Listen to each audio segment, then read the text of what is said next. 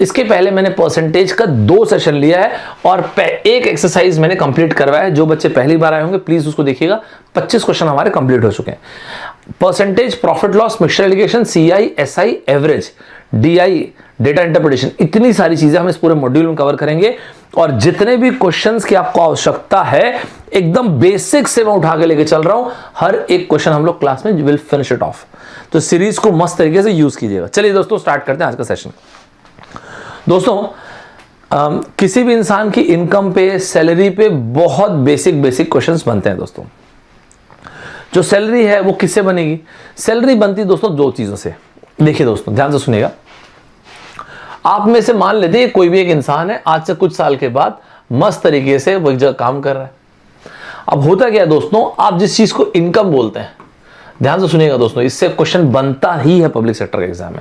जिस चीज को आप लोग कहते हैं इनकम, अभी आप लोग जो एग्जाम दे रहे हैं उस एग्जाम के हिसाब से मतलब इनकम बोल दीजिए या सैलरी बोल दीजिए, है ना। ये हो गया। ये किस चीज से बनता है? ये 2 चीजों से बनता है दोस्तों, सेविंग्स प्लस एक्सपेंडिचर। दोस्तों मिस मत करना, जो भी बताऊंगा एकदम सुपर्ब तरीके से अच्छी तरह सुनना। Savings plus expenditure. लेकिन ना दोस्तों एक्चुअली ना इनकम इससे बड़ी चीज होती है। आपको एक बार बता देता हूं कि इसकी जरूरत आपको बहुत बार पड़ेगी।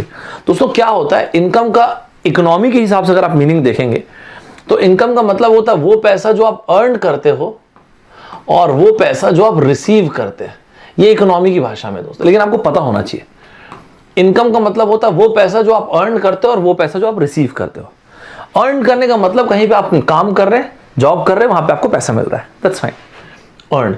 रिसीव का मतलब मान लेते हैं आपको सरकार की तरफ से अनएम्प्लॉयमेंट डोल्स मिल रहे हैं, मतलब अगर आप जॉब में नहीं है और आपको सरकार की तरफ से मुआवजा मिल रहा है, पैसे मिल रहे हैं। आप एक रिटायर्ड व्यक्ति हैं और आपको पेंशन मिल रहा है। मान लेते हैं किसी जगह पे भगवान न करे किसी तरह की प्राकृतिक विपदा आ गई और वहां पे सरकार ने पैसा दिया। तो इस तरह से जो पैसा हम रिसीव करते हैं, ठीक है दोस्तों, तो जो पैसा हम अर्न करते हैं, जो हम रिसीव करते हैं, वो हो गया इनकम दोस्तों। दोस्तों ध्यान रखिएगा, इस इनकम को बोलते हैं पर्सनल इनकम। आपके इन्वेस्टमेंट में आने वाला रेवेन्यू मतलब इंटरेस्ट, वो सब कुछ, तो इसको बोलते हैं दोस्तों पर्सनल इनकम। लेकिन ये पर्सनल इनकम आपका पैसा नहीं होता है। इसमें आपको सरकार को टैक्स देना पड़ता है और सरकार को टैक्स देने के बाद जो पैसा बचता है उसको बोलते हैं डिस्पोजेबल इनकम। और ये डिस्पोजेबल इनकम एक्चुअली होता है सेविंग्स प्लस एक्सपेंडिचर। तो पर्सनल इनकम और डिस्पोजेबल इनकम में ये फर्क होता है। लेकिन क्वांट में कभी भी जब इनकम लिखा होता है तो उसका बाय डिफॉल्ट मतलब यही होता है, मतलब डिस्पोजेबल इनकम। शायद ही कभी, बहुत रेयरली ऐसा हो, अगर हो तो, कि डिस्पोजेबल इनकम लिख के आए। अगर ऐसे लिख के आएगा तो परेशान मत होना। डिस्पोजेबल इनकम और वो इनकम जो आप पढ़ते हो वो दोनों सेम है दोस्तों। और इसलिए हम लोग लिखते हैं income is equal to savings plus expenditure. यहां तक सभी लोग साथ चल रहे हैं दोस्तों? फटाफट सब लोग लॉग इन करते हैं, एकदम आराम से नहीं, फटाफट लॉग इन करते जाइएगा, नोट्स बनाते जाइएगा। सारी की सारी चीजें इसमें जितने भी रिक्वायरमेंट है एकदम स्क्रैच से लेके ऊपर तक के जो भी चाहिए मैं आपके साथ सब डिस्कस कर दूंगा। एक सेशन में पॉसिबल नहीं, धीरे धीरे हम ग्रेजुअली सब कुछ डिस्कस कर देंगे, ठीक है दोस्तों। चलिए तैयार रहिएगा। आज का पहला प्रश्न शुरू होता है दोस्तों। इस पहले प्रश्न में मैं आपको देने जा रहा हूं 90 सेकेंड्स, एकदम बेसिक से। इसे सेविंग्स और एक्सपेंडिचर ये सब चीजों पे है। ये रहा आपका पहला क्वेश्चन दोस्तों। ये आपके सामने जो क्वेश्चन आ रहा है दोस्तों, इसके लिए मैं आपको देता हूं 90 सेकेंड्स। मैं आप सभी लोगों से 90 सेकेंड के बाद बात करूंगा। बढ़िया आरामदायक क्वेश्चन है, बिल्कुल बनाने लायक, ठीक है दोस्तों। चलिए फटाफट बनाते जाइएगा सभी लोग। लेट्स सी आप लोग क्या करते हैं। Good afternoon everybody. अरे फटाफट सभी लोग तैयार हो जाइए, बनाते जाइएगा और उसके बाद हम देखते हैं कि आपका आंसर क्या है। मैं एक बार पहले साइड हो जाता हूं। सभी को विजिबल हो गया क्वेश्चन?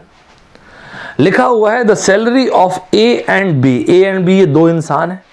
इन सभी की सैलरी के बारे में ये कहा गया है दोनों के दोनों मिलके the salaries of A and B together amount to 2000 रुपए। दोनों की सैलरी का जो अमाउंट है वो है दोनों को मिला के 2000 रुपए। एक इंसान जो वो 95% ऑफ द सैलरी खर्च कर रहा है और दूसरा इंसान 85%। If their savings are the same, मेरे ख्याल से बनना चाहिए ऐसे। फटाफट बनाते जाइएगा दोस्तों सभी लोग। दोनों की सैलरी को मिला के है 2000 रुपए, ठीक है दोस्तों, ध्यान रखिएगा। दोनों की सैलरी को मिला के सैलरी कितनी? 2000। क्या क्या आंसर है फटाफट देते जाएंगे। चलिए सबसे पहले यहां पे क्या क्या बोला गया? वेरी नाइस, बहुत ज्यादा बढ़िया। सभी लोग को आंसर देते जाना है। कमेंट बॉक्स में मस्ट टाइप से आंसर देते जाइए। सारे के सारे बच्चे। लिखा the salaries of A and B together amount to ₹2000। जब दोनों की सैलरी मिला के 2000 रुपए है तो क्या अपन ऐसे लिख सकते हैं क्या? मान लो ए की सैलरी जो है ये है X रुपए, और ये जो इंसान बी है ना दोस्तों, इसकी सैलरी मान लेते हैं ये हो गई 2000 माइनस X। तो मैंने क्या किया दोस्तों, ए की सैलरी को ले लिया X और बी की सैलरी को ले लिया 2000 माइनस X। साथ में चलते आएगा, एक एक आंसर को, एक एक क्वेश्चन को देखते आएगा।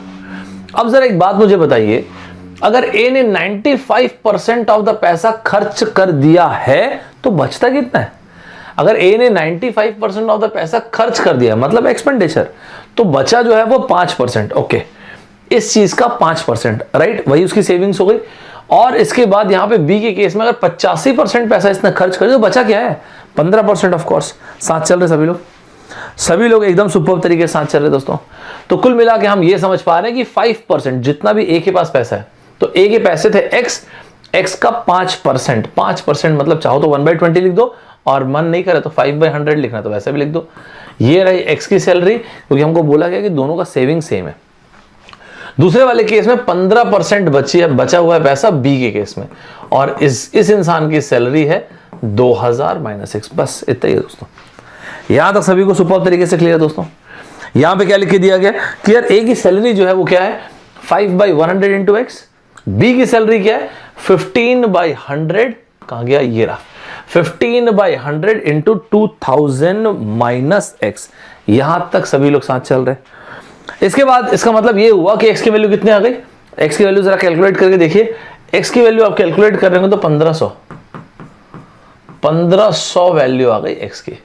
इसका मतलब ये हुआ कि A की जो सैलरी थी वो थी 1500 और B की सैलरी थी 2000 माइनस 1500 मतलब 500। क्या सभी को यहां तक क्लियर है? एकदम सुपर तरीके से सभी क्लियर है। एक भी चीज मिस मत करना, सारे के सारे को चीजों को डॉक्यूमेंट करते जाना। क्या लिखा है? Then what is A salary? तो ए की सैलरी तो खैर आसान है, ये रही 1500। यहां तक हर एक स्टूडेंट को हर एक पॉइंट क्लियर है कि नहीं? पहले मुझे ये बताओ, क्या हर एक स्टूडेंट को हर एक पॉइंट यहां तक क्लियर है? दोस्तों मैं आपको एक बात बता देता हूं कि इनकम, सैलरी, एक्सपेंडिचर, ये सब पे क्वेश्चंस बनते हैं पब्लिक सेक्टर में। Put up a single star on this, एक सिंगल स्टार लगा के रखिएगा। ये सैलरी वाली चीज पे, इनकम वाली चीज पे, एक्सपेंडिचर वाली चीज पे आपके एग्जाम में क्वेश्चन बनते हैं दोस्तों, तैयार रहिएगा दोस्तों। इसी तरह से एक बहुत बेसिक क्वेश्चन आता है, और कौन सा क्वेश्चन? इस तरह के क्वेश्चन बहुत बेसिक क्वेश्चन है, मस्त, ठीक है दोस्तों। इसी तरह का एक और बेसिक क्वेश्चन आता है, एक बेसिक कंसेप्ट बनता है, वो कौन सा क्वेश्चन है कि जैसे कई बार क्या बोलते हैं किसी एग्जाम में A B C D इस तरह से 4-5 लोगों के बारे में दे दिया गया, बोल दिया कि D के कुछ मार्क्स दे दिए, फिर बोला भाई D का जो मार्क्स है उसका 10% मार्क्स C का आया, C के जो मार्क्स है उसका 30% मार्क्स B का आया, B के जो मार्क्स है उसका 80% मार्क्स A का आया, और आपसे बस अलग अलग लोगों की वैल्यू पूछ लिया। यही वाली चीज सैलरी के फॉर्म में आती है कि यार A B C D 4 लोग हैं, इसमें से A की सैलरी दे दिया, A की सैलरी का 20% B के पास आया, B की सैलरी का 80% C के पास, C की सैलरी का 90% D के पास, D की सैलरी का 40% हो गया E के पास। इस तरह से आपको क्वेश्चन दे दिया गया। एक इसी पैटर्न का आपको मैं एक सेगमेंट दे रहा हूं दोस्तों, तैयार रहिएगा सभी लोग। ये क्वेश्चन आपको बनाना रहेगा, और ये क्वेश्चन बनाना रहेगा 60 सेकंड्स में। 60 सेकंड आपको दे रहा हूं, मतलब 1 मिनट। 1 मिनट के अंदर दोस्तों ये सवाल अपने को फिनिश करना है। मैं 1 मिनट के बाद आप लोगों से बात करूंगा। फटाफट सभी लोग लॉग इन करते जाइए, मस्त तरीके से अपन लोग इसका आंसर देते जाएंगे, ठीक है। चलो क्या क्या आंसर दे रहे देखते हैं, फटाफट सभी लोग आंसर देते जाएंगे दोस्तों। ओके मैं साइड हो जाता हूं ताकि आपको बनाते बने। ये मैं साइड हो गया हूं दोस्तों, फटाफट इसका आंसर निकाल देगा। बहुत ही ज्यादा बढ़िया, नाइस।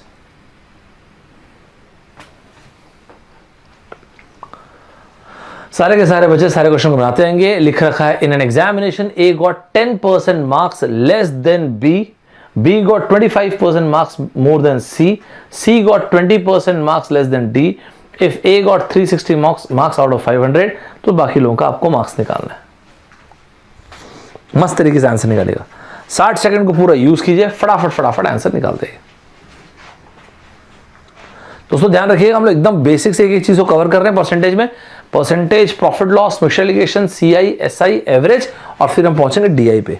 तो एक एक चीज को डॉक्यूमेंट करते जाना बढ़िया से, मेक श्योर करना कि एक भी चीज मिस ना हो, ठीक है।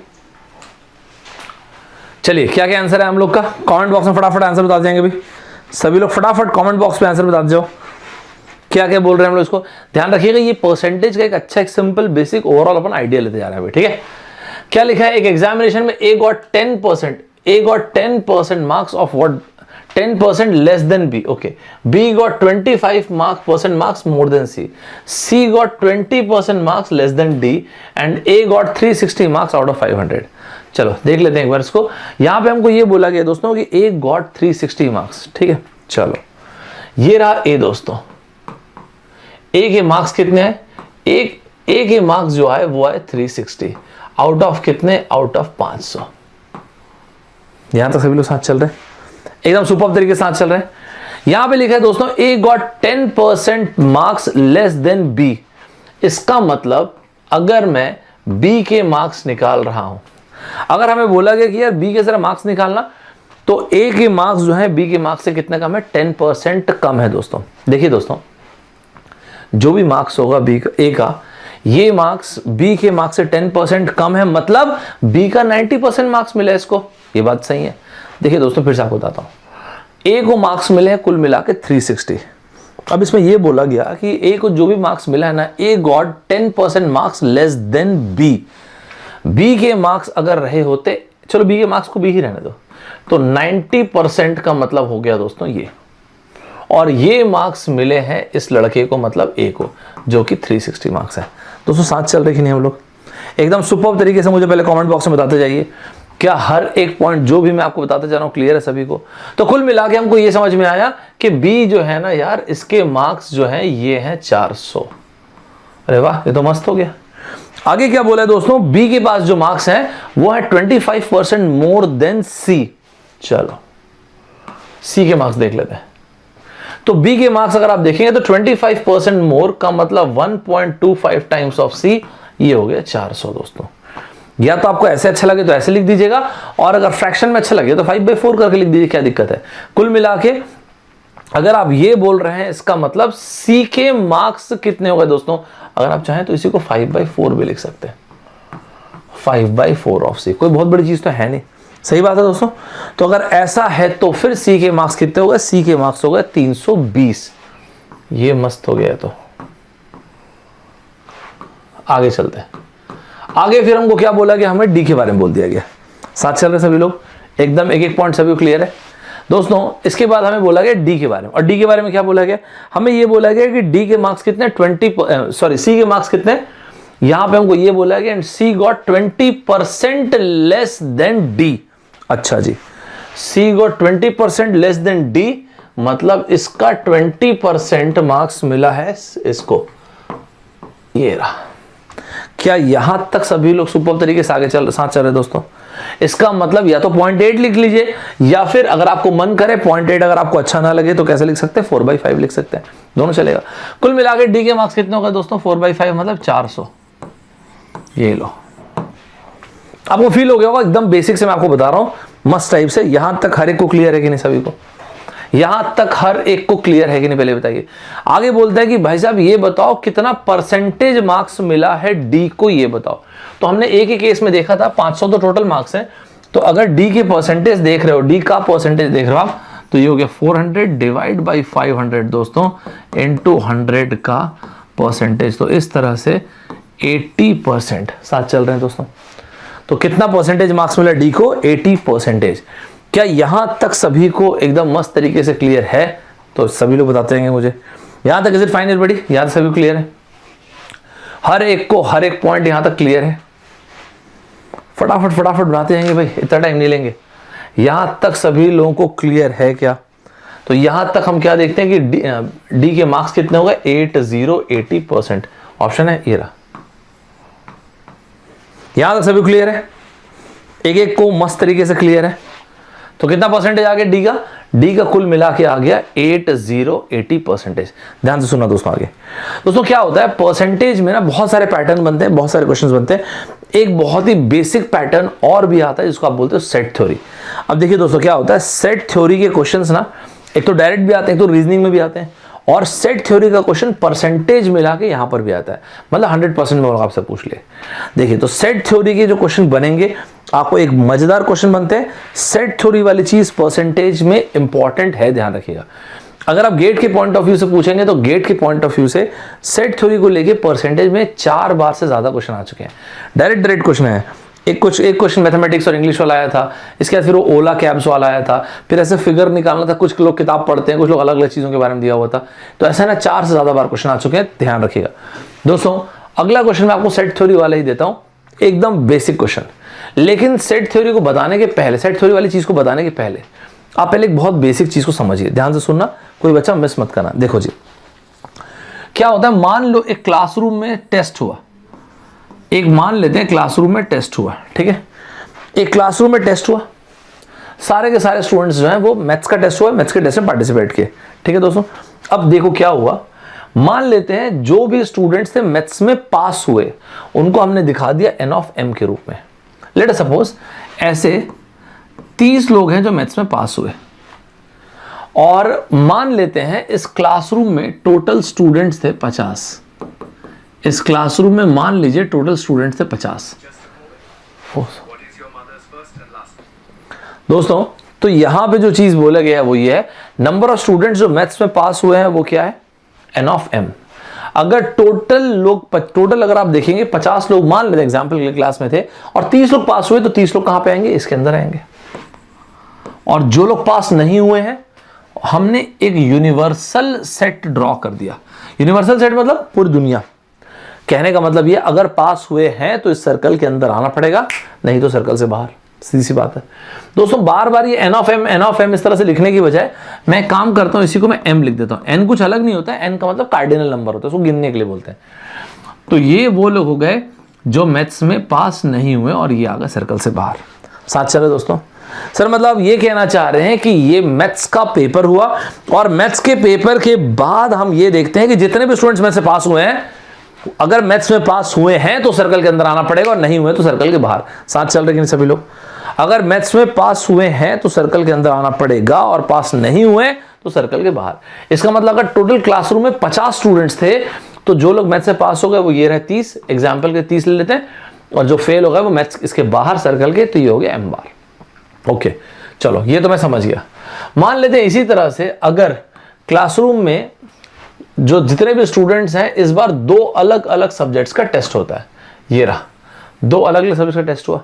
ये नंबर ऑफ स्टूडेंट्स हैं जो मैथ्स में पास हुए और ये वो है नंबर ऑफ स्टूडेंट्स जो फिजिक्स में पास हुए। ध्यान से सुनना, इसकी जरूरत पड़ेगी। सेट थ्योरी ऐसे भी आपको हर एक एग्जाम में मिलता है, जिसको आप सिलोजिज्म बोलते हो क्रिटिकल रीजनिंग में, मतलब रीजनिंग में, और इसके अलावा सेट थ्योरी क्वांट में डीआई बोलते हो। अब देखो मैं बार बार ऐसे n ऑफ m नहीं लिखूंगा और लिखना भी नहीं चाहिए, इसको सिर्फ m लिख दो काफी है। फिजिक्स में जो पास हुए सिर्फ p लिख देते हैं। p का मतलब होता है, इसका n का मतलब होता है कार्डिनल नंबर, गिनने के लिए जो काम में आता है, ठीक है।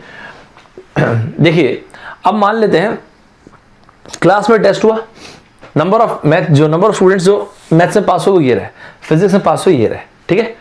मैंने यहां पे लिखा a, ये लिखा b, ये लिखा x और यहां पे लिखा n।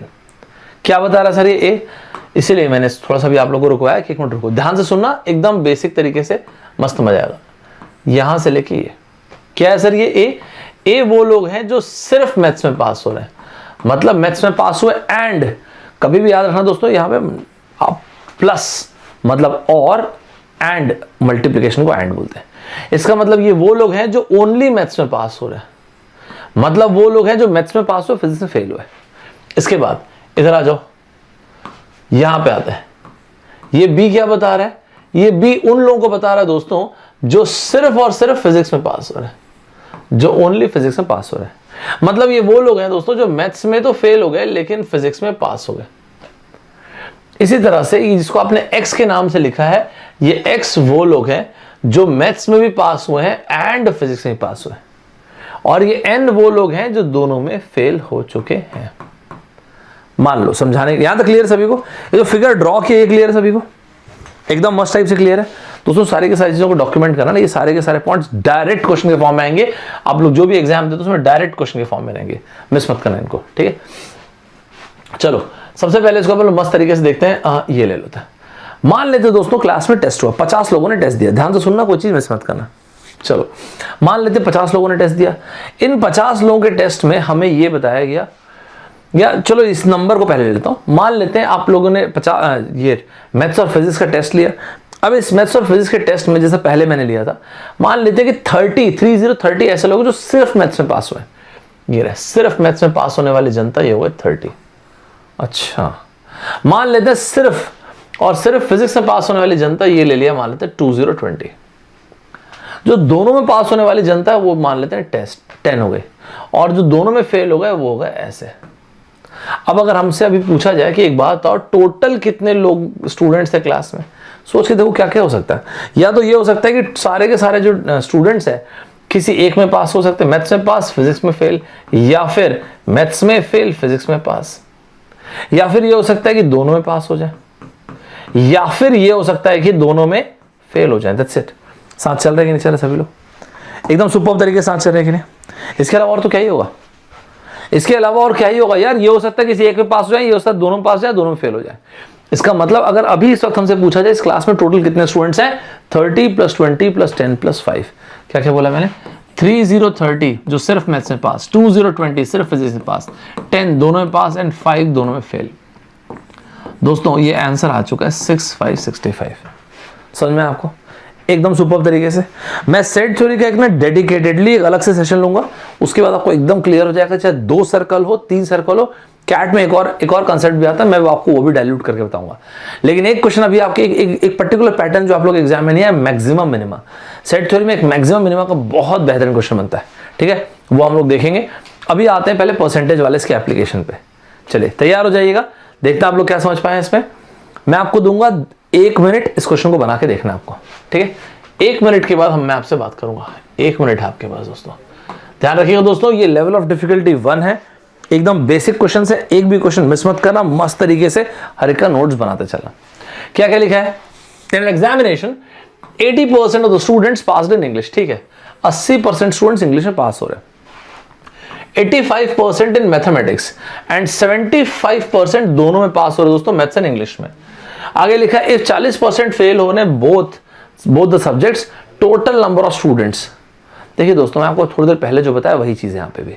क्या वही चीज है, ये मान लेते हैं इंग्लिश का सर्कल हो गया, ये मान लेते हैं मैथमेटिक्स का सर्कल हो गया। ये नंबर ऑफ स्टूडेंट्स जो इंग्लिश में पास हुए, नंबर ऑफ स्टूडेंट्स जो मैथ्स में पास हुए। मैं अज्यूम करके बता रहा हूं कि आपको ये सब नहीं पता है, इसलिए एकदम बेसिक से बता रहा हूं, अच्छे से नोट्स बनाते चलना, ठीक है। इस बार बार n ऑफ e नहीं लिख के मैं सिर्फ e लिख रहा हूं, बार बार n ऑफ m ना लिख के मैं सिर्फ m लिख रहा हूं। मैंने जो अभी आपको थोड़ी देर पहले बोला वो ये है कि हमेशा मेक श्योर कीजिए कि वेरिएबल्स को लिखिएगा a b, इसके बाद ये रहा x, और फाइनली दोस्तों ये रहा n। हाँ दूसरा कलर लेते हैं, ये रहा n। साथ चल रहे सर, ये a क्या है यार, ये a जो है ना ये बता रहा है ऐसी जनता जो सिर्फ इंग्लिश और मैथ्स का पेपर है ना, ये वो जनता है जो सिर्फ इंग्लिश में पास हो रही है, मैथ्स में फेल हो रही है। तो ये सिर्फ और सिर्फ इंग्लिश में पास हो रहे हैं, मैथ्स में फेल। बी क्या है, बी वो जनता है जो सिर्फ मैथ्स में पास हो रही है, मतलब इंग्लिश में तो ये गए। एक्स कौन है, वो जनता जो इंग्लिश में भी पास हो रही है, मैथ्स में भी पास हो रही है, और ये वो लोग हैं जो इंग्लिश में भी निपट गए और मैथ्स में भी निपट गए, मैथ्स में फेल है। साथ चल रहे सभी लोग, एकदम मस्त तरीके से सभी लोग साथ चल रहे कि नहीं, पहले बताओ सुपर तरीके से सभी क्लियर है कि नहीं, एकदम बेहतरीन तरीके से सभी क्लियर है। अभी मस्त तरीके से नोट्स बनाते चलना, ध्यान रखना मैं जितनी चीजें बोल दूंगा क्लास में, पेपर तो आपका वैसे ही बनेगा, ठीक है। तो मैं जितनी भी चीजें आपको बोल दूंगा पेपर आपका वैसे ही रहेगा, तो मेक श्योर करना एक एक चीज को जॉट डाउन करते जाना। क्या लिखा है भाई, 80% students passed in maths English, sorry. तो अगर 80%, ये किस चीज के बारे में बात की है पहले वो देखो, आप आराम से ना वेरिएबल्स को उसको उठाओ तो आपको अच्छा समझ में आएगा। ये देखो इस चीज को इन्होंने लिख रखा है 80%। साथ चल रहे दोस्तों आप, 80% of the students passed in English. फिर आगे बोलते हैं कि 85% स्टूडेंट्स मैथ्स से पास हो रहे हैं। क्या लिखा है मैथ्स में, मैथ्स का मतलब है दोस्तों यहाँ पे b + x, और ये दे रखा है इन्होंने 85 करेक्ट है। 85% पास इन मैथमेटिक्स। इसके बाद बोला दोस्तों 75% स्टूडेंट्स ऐसे हैं जो दोनों में पास हो रहे हैं। 75% स्टूडेंट्स, 75 स्टूडेंट्स दोनों में पास होने का मतलब है ये दे रखा है इन्होंने। अच्छा हाँ यार ये तो बहुत आसान कर दिया। 75% स्टूडेंट्स अगर दोनों में पास हो रहे हैं मुझे कमेंट बॉक्स में फटाफट मतलब बताइए ए और बी की वैल्यू क्या है, फटाफट बताएंगे दोस्तों। अगर x की वैल्यू 75% है तो a की वैल्यू क्या है और b की वैल्यू, फटाफट आंसर देंगे, तुरंत अपन लोग आंसर देते जाएंगे। क्या आंसर दे रहे हैं अपन लोग? अगर x की वैल्यू इन्होंने दे रखा है, x की वैल्यू है 75%, तो मुझे ये बताएंगे कि a की वैल्यू क्या आएगी और b की वैल्यू क्या आ रही है। डायरेक्ट आंसर आ गया होगा। a की वैल्यू कितनी होगी? 80% माइनस 75%, तो a है बेसिकली 5%। 5% ऑफ समझते हैं दोस्तों क्या है? 5% ऑफ टोटल। b का मतलब क्या हो जाएगा? 85% माइनस 75%, ये हो गया 10 का परसेंटेज। यहां तक क्लियर है सभी को? एकदम मस्त तरीके से क्लियर है, बिल्कुल सही है, एकदम सही। दोस्तों एक बार जरा सोच के देखिए, ये आप बोल रहे हो कि ये 5% है, राइट? ये आप बोल रहे हो कि 10% है, राइट? निकाला अभी। x को आप बोल रहे हो 75%। मुझे कमेंट बॉक्स में क्या कोई भी बता सकता है ये n कितना परसेंट हुआ यार? ये कितना परसेंट? 75% ये हो गया, 5% ये हो गया, 10% ये हो गया, ये n कितना परसेंट हुआ? कमेंट बॉक्स में फटाफट लिख देंगे आंसर, तुरंत लिखेंगे, तुरंत आंसर बताएंगे n कितना परसेंट हुआ। टाइम नहीं लेना दोस्तों, अपने पास टाइम नहीं है, फटाफट आंसर लेते हैं। क्विक 75 प्लस 5 हो गया 80 प्लस 10 हो गया 90। इसका मतलब बेसिकली ये 10% ऑफ क्या? 10% ऑफ टोटल। और यही चीज इन्होंने दे रखा है टोटल को, 10% ऑफ टोटल को 40। इसका मतलब टोटल लोग कितने हो गए? 400। अगर 10% ऑफ टोटल हो गया 40, टोटल कितने होगा? 400। साथ चल रहे सभी लोग? एकदम मस्त तरीके से सभी को क्लियर है? एक पॉइंट सभी को क्लियर है कि नहीं? पहले ये बताओ। फॉरगेट अबाउट इट कि मैंने आपसे क्या पूछा, हर एक चीज की मुझे वैल्यू चाहिए। हर एक चीज की मतलब a की वैल्यू बता दो, x की वैल्यू बता दो, b की वैल्यू बताओ। a दे रखा ऑलरेडी 5% है, 5% ऑफ क्या? Total of course. अगर टोटल है 400 तो 10% हो गया 40, 5% हो गया 20। 10% पूछा है, 10% हो गया 40। 75% पूछा है मतलब 3 चौथाई। इसका 1/4 हो गया 100, तो 3/4 हो गया 300। ये हो गया x की वैल्यू। सभी लोगों को यहां तक क्लियर है? एकदम मस्त तरीके से क्लियर हर एक को? हर एक स्टूडेंट को यहां तक एकदम सुपर तरीके से क्लियर है कि नहीं? पहले बताओ, क्या हर एक को एक पॉइंट क्लियर है? दोस्तों ध्यान रखना, ये एकदम बेसिक क्वेश्चन है, ये सब परसेंटेज के, percentage, profit loss, mutual allocation, CIS, एकदम बेसिक क्वेश्चन है। अगला क्वेश्चन जो आपको मैं दे रहा हूं वो पब्लिक सेक्टर के एग्जाम में पूछा हुआ क्वेश्चन है, डायरेक्ट कॉपी पेस्ट किया आपके लिए, ठीक है? एकदम डायरेक्ट क्वेश्चन दिया है। यहां तक समझ में आ गया? तो टोटल यहां पे पूछा गया, तो टोटल की वैल्यू हो गई 400। चलो क्या पूछा गया यहां पे ये पूछा गया, द टोटल नंबर ऑफ, कहां गया? The total number of students, तो 400 ये रहा आंसर। यहां तक सभी लोग साथ चल रहे हैं मेरे? एक पॉइंट सभी को क्लियर है? डॉक्यूमेंट बढ़िया तरीके से करना, ठीक है? अगला क्वेश्चन जो है, इस क्वेश्चन के लिए मैं आपको 60 सेकंड देता हूं। ये पब्लिक सेक्टर में आया हुआ डायरेक्ट क्वेश्चन है। ये रहा आपका 60 सेकंड। क्या आंसर बोलते देखते हैं। 60 सेकंड्स दोस्तों। लिखा है P is 6 times as large as Q, ठीक है? फिर आगे बोला है the percent that Q is less than P is। मैं साइड हो जाता हूं, फटाक से एक बार आंसर मार्क करो और उसके बाद अपन डिस्कस करते हैं। इधर हो जाता हूं इनफैक्ट। सभी लोग फटाफट आंसर मार्क करते जाएंगे और फिर इसका हम लोग डिस्कशन स्टार्ट करते हैं दोस्तों। क्या आंसर मार्क कर रहे हैं? जल्दी फटाफट बताते हैं दोस्तों। बहुत बढ़िया, एकदम मस्त। P is 6 times that of Q, the percent that Q is less than P। Q जो है वो कितने परसेंट से P से कम है दोस्तों, ध्यान रखिएगा। Very common question, right? P is 6 times as large as Q, कहने का मतलब डायरेक्ट कैसे भी ले सकते हो, Q को चलो Q ही रहने दो, तो P कितना हो गया? P हो गया 6 times of Q, बस। नहीं, आगे बोला है कि Q जो है वो P से कितना कम है। आगे बोला है the percent that Q is less than क्या? P। मतलब किसके रेस्पेक्ट में पूछा है दोस्तों? P के रेस्पेक्ट में कितना कम है, ठीक है? निकाल लेते हैं। तो P के रेस्पेक्ट में कितना कम है, मतलब ये हुआ दोस्तों, ये रहा Q, ये रहा P। P खुद क्या है? 6Q है। इन दोनों का डिफरेंस क्या होगा दोस्तों? 5Q ऑफ कोर्स, है ना? तो ये हो गया 5Q divide by 6Q into 100 का परसेंटेज। और ये हो गया 5/6। मैंने आपको उस दिन भी लिखवाया था 5/6 का मतलब 83.33%। तो कितने से कम है? 83.33%। यहां तक सभी क्लियर है? एकदम मस्त तरीके से सभी क्लियर है, सुपर्ब तरीके से सभी क्लियर है कि नहीं? पहले बताओ मुझे, राइट? क्लियर हो गया? ध्यान रखना दोस्तों, यही पैटर्न्स धीरे धीरे क्या होंगे ना, यही क्वेश्चंस में लेवल अप करके क्वेश्चंस आएंगे और यही मतलब नेक्स्ट पैटर्न बनेगा। फिर जब लेवल अप करके आएंगे यही क्वेश्चन रहते हैं, इन्हीं क्वेश्चन में कुछ और के कंडीशंस दे दी जाती है। जैसे कि मैं आपको एक वोटिंग का पैटर्न बताता हूँ। वोटिंग में एक बेसिक वोटिंग के क्वेश्चंस तकरीबन आपके सारे के सारे अलग अलग पब्लिक सेक्टर से लेके इधर उधर दुनिया भर के आपको एग्जाम से मिलेंगे। ये जो वोटिंग वाले क्वेश्चन होते हैं कैसे मिलेंगे, ध्यान से सुनना जो बोल रहा हूँ। कैसे? मान लेते हैं एक बार ये बोला गया कि किसी भी शहर के बारे में बोला गया, मान लेते हैं उस शहर की आबादी है x। ओके, अब इसमें x में से 90% लोग ऐसे हैं जो वोट कास्ट कर सकते हैं, 10% लोग तो खैर वोट ही कास्ट नहीं कर सकते। ठीक है, मतलब कुल मिला के 0.9x लोग वोट कास्ट कर सकते हैं। अब मान लेते हैं इस 90% का 80% लोगों ने वोट कास्ट किया।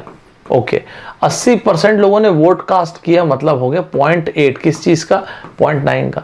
इसका मतलब 20% लोगों ने वोट कास्ट नहीं किया दोस्तों, है ना? ठीक है, ना करें तो ये हो गया नहीं किया इन्होंने वोट कास्ट। ओके, अब ये बोल रहे हैं आपके 80% लोगों ने वोट कास्ट किया, लेकिन अनफॉर्चुनेटली इस 80% में से सिर्फ 70% वोट जो है वैलिड रहे, बाकी किसी तरीके से लोग गलत कास्ट करे तो इनवैलिड हो गए। 70% किस चीज का? 70% 0.8 इंटू 0.9x का, और बाकी इनवैलिड हो गए, तो ये बच गए। और इसके बाद ये देखा गया कि जो इंसान इलेक्शन जीता ना उसको 60% वोट मिले। तो इंसान जो इलेक्शन जीता उसको 60% किस चीज का? 0.7 इंटू 0.8 इंटू 0.9x का, ये इंसान इलेक्शन जीता है। और जो हारा ऑफकोर्स फिर उसको 40% वोट मिला है, मतलब 0.4 इंटू क्या? 0.7 इंटू 0.8 इंटू 0.9 इंटू x।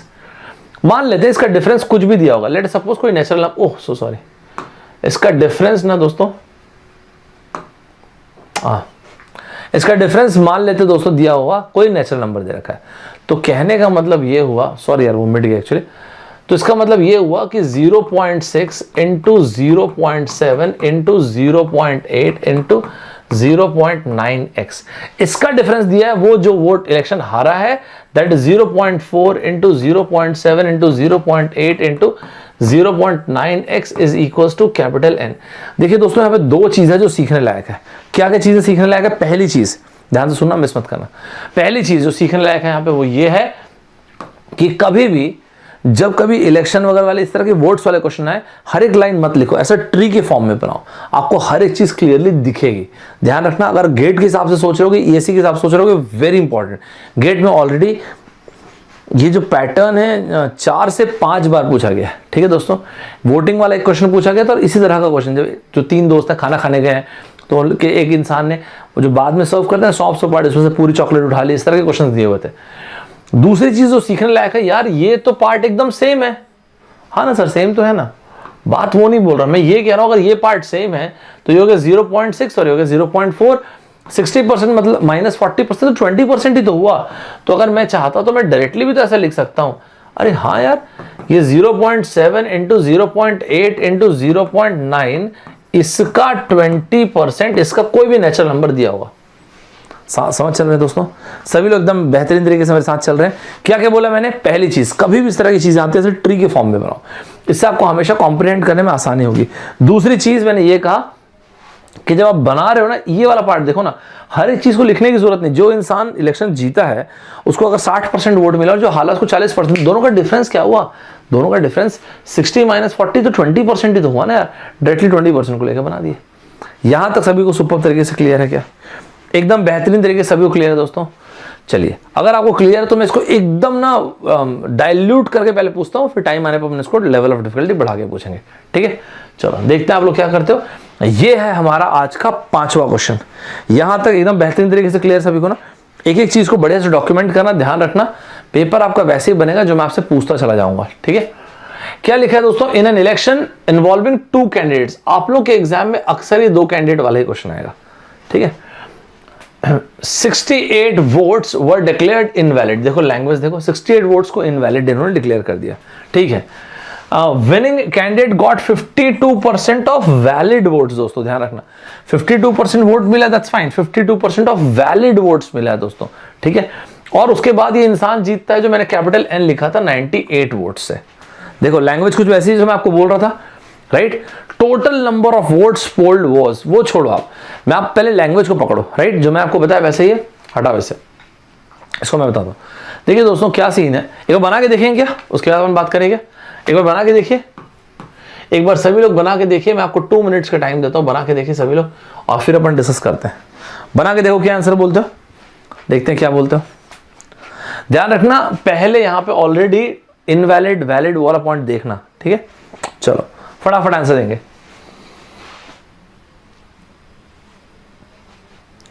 मस्त तरीके से, सुपर तरीके से आंसर देंगे दोस्तों। मैं साइड हट जाता हूं, क्या आंसर बोलते देखते हैं। इन election involving 2 candidates, 68 votes were declared invalid. The winning candidate got 52% of the valid votes, won by 98 votes. मतलब वही डिफरेंस, 52 अगर इसको मिला तो 48% उसको मिला होगा, सेकंड जो हारा है उसे। चलो देखते हैं क्या आंसर बोलते हैं, फटाफट आंसर देंगे दोस्तों सभी लोग, सुपर तरीके से सभी लोग आंसर देंगे। बहुत बढ़िया, नाइस। और क्या आंसर बोलते हैं सभी लोग, quick quick quick quick, make it fast please. देखिए दोस्तों, ये वैलिड इनवैलिड के चक्कर में मत फंसना, बाद में हम लोग 68 को ऐड कर लेंगे, कोई बड़ी बात नहीं, हटाओ 68 को, सीधा एक काम कर दो, वैलिड वोट से ही डिफाइन कर दो ना। लेट अस सपोज कि वैलिड वोट्स टोटल x हो गए, ये लो, बाद में 68 को ऐड कर लेंगे, उसमें क्या ही है। अब अगर वैलिड वोट x है तो जो बंदा इलेक्शन जीता है उस बंदे को 52% वोट मिले, तो हारा उसको कितना होगा फिर। अगर यार इससे 52 मिला तो ऑब्वियस सी बात है उसको 48 मिला होगा। इतनी पूरी कहानी लिखने की जरूरत नहीं। देखिए दोस्तों, 52 माइनस 48 4% ही तो हुआ ना। मतलब आप ये बोल रहे हैं सर, क्वेश्चन में ये बोला कि 4% ऐसा लिख दीजिए, या तो 1/25 लिख दो आप। 4% ऑफ x, वैलिड वोट का 4%, ये दे रखा है 98। बस यही क्वेश्चन है, साथ चल रहे सभी लोग। इसलिए मैं आपको बोला ना कि ये आराम से डुएबल क्वेश्चन है सर, लेकिन इससे एग्जैक्ट, रुको तो सही, एग्जैक्ट आंसर सब आ जाएगा। तो यहां पे x की वैल्यू आ गई, और इसको कट किए तो कितना 2450, चेक करो तो 2450। लेकिन ये वैलिड वोट्स हैं, ये एक्चुअल वोट थोड़ी है। तो एक्चुअल वोट में क्या आएगा, 68 को ऐड कर दिए, खत्म बात। अग्री करते हैं क्या? वो कहां फिर मैं शुरू से डिफाइन करूं, फिर 68 को माइनस करो, अरे वो सब क्या कर रहे हो, डायरेक्टली वैलिड वोट से डिफाइन करो। वैलिड वोट्स को x ले लिए। लेकिन जो सीखने की चीज थी यहाँ पे वो ये थी कि अगर आपने वैलिड वोट को x लिया है, इसका मतलब ये हुआ कि जो वैलिड एंड इनवैलिड वोट यहाँ पे दे रखा 52% वोट मिले वैलिड वोट्स के, जो इंसान जीता है, तो जो हारा है उसको 48, और 52 माइनस 48 यही तो हुआ 4%, और इसी के डिफरेंस को इन्होंने 98 के नाम से लिखा है। क्लियर हो सभी को? एकदम मस्त तरीके से क्लियर सभी को? दोस्तों मिस मत करना, ये सब छोटी छोटी चीजें। मैं आपको बोल रहा हूँ, ये कैट जो आप लोग एक एग्जाम पूछा गया तो बहुत पहले का कैट का क्वेश्चन है, लेकिन वो डायरेक्ट पूछ लेते हैं, मैं वही बता रहा हूं आपको। दोस्तों x मैंने वैलिड वोट्स डिफाइन किया था, ध्यान रखना। तो टोटल वोट्स कैसे आएंगे, इसमें प्लस 68 कर दिया, और क्या प्लस 68 कर दिया ना दोस्तों। तो 2450 प्लस 68 कितना होगा, 2518 ऑप्शन है। क्लियर है सभी को? एकदम मस्त तरीके से क्लियर है कि नहीं सभी को? दोस्तों मैं आपको बार बार बोल रहा हूं, जितनी चीजें मैं आपको कराऊंगा डायरेक्ट पेपर में आएगा ना, बाकी आपकी इच्छा, या तो आप अभी समझ लो, अभी मान लो, या तो फिर आप पेपर के बाद मान लोगे, ठीक है। क्योंकि मानोगे तो सही है, तो मैं जानता हूं, लेकिन या तो अभी मान लो, पेपर के बाद मान लो। मैंने आपको बोला है percentage, profit loss, mixture allegation, CI, SI, average और DI, डेटा इंटरप्रिटेशन। इस पूरे चीज को हम लोग इस मॉड्यूल में फिनिश कर देंगे, किसी का एक भी चीज मिस नहीं होनी चाहिए। यहां तक सभी क्लियर है दोस्तों? सुपर तरीके से क्लियर, यहां तक एकदम मस्त तरीके से क्लियर है। चलो बहुत बढ़िया। अगर सभी को मस्त तरीके से क्लियर है तो अपन बढ़ते हैं आगे। ध्यान से सुनना दोस्तों, एक बहुत ही ज्यादा इंपॉर्टेंट लाइन लिखवा रहा हूं आपको, मिस मत कीजिएगा, ठीक है दोस्तों। देखिए, ई मतलब expenditure is equals to price into consumption. E is expenditure, expenditure is equals to price into consumption. ध्यान से मेरी बात सुननेगा, सीधी सी बात है यार। अगर प्राइस को, फ्यूल की कीमत को अगर मैं बढ़ाऊं तो मुझे इस कंजम्पशन को घटाना पड़ेगा। अगर मैं इस एक्सपेंडिचर को कांस्टेंट रखता हूं तो, क्यों कांस्टेंट रखूंगा तो P इनवर्सली प्रोपोर्शनल जाएगा C के, ये बात तो है। और अगर मैं इस प्राइस को घटाता हूं तो मुझे कंजम्पशन को बढ़ाना पड़ जाएगा। अगर मैं एक्सपेंडिचर कांस्टेंट रखना चाहता हूं तो सीधी सी बात है, कोई बहुत बड़ी चीज नहीं है। मैं थोड़ा सा जनरलाइज करके आपको बता रहा हूं, क्यों? क्योंकि ना हमको 4-5 जगहों पे क्या लिखे हो, गेट और एचपीसीएल का बहुत सिमिलर होता है, कुछ बहुत आसान, दोनों के दोनों आसान है। परसेंटेज जो है वो जितने भी जॉब ओरिएंटेड एग्जाम से लेके आपके गेट ईएससी सभी में इंपॉर्टेंट है और उससे डायरेक्ट क्वेश्चन आता है, तो वही दिख रहे हैं हम लोग। ठीक, चलो मैंने आपसे ये कहा कि अगर आप प्राइस को इंक्रीज कर रहे हो, आपको कंजम्पशन को डिक्रीज करना पड़ेगा, तभी एक्सपेंडिचर कांस्टेंट होगा। और अगर आपने प्राइस को रिड्यूस, दोस्तों यहां से चेक कीजिए, is the audibility absolutely fine, is the audibility absolutely fine. चलो ध्यान से सुनना दोस्तों, अगर प्राइस ऑफ द फ्यूल जो है अगर इंक्रीज कर रहे हैं आर परसेंटेज से, अगर हम प्राइस ऑफ फ्यूल को इंक्रीज कर रहे हैं आर परसेंटेज से, ये कंजम्पशन जो है ना, this must be reduced bye what percentage. ध्यान से सुनिएगा दोस्तों, मैं 5 चीजों से कनेक्ट कर दूंगा, इसलिए ये इंपॉर्टेंट है, very very important in fact.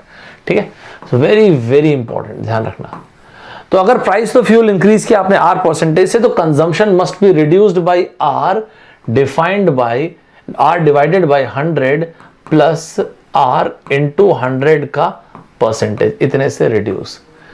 On the contrary, अगर यहां पे प्राइस जो है वो रिड्यूस हो गया है बाय आर परसेंटेज, एक्सपेंडिचर तो आपको कांस्टेंट मेंटेन करना है, तो यहां पे consumption must be increase by क्या, R divide by 100 plus 100 minus R into 100 का परसेंटेज।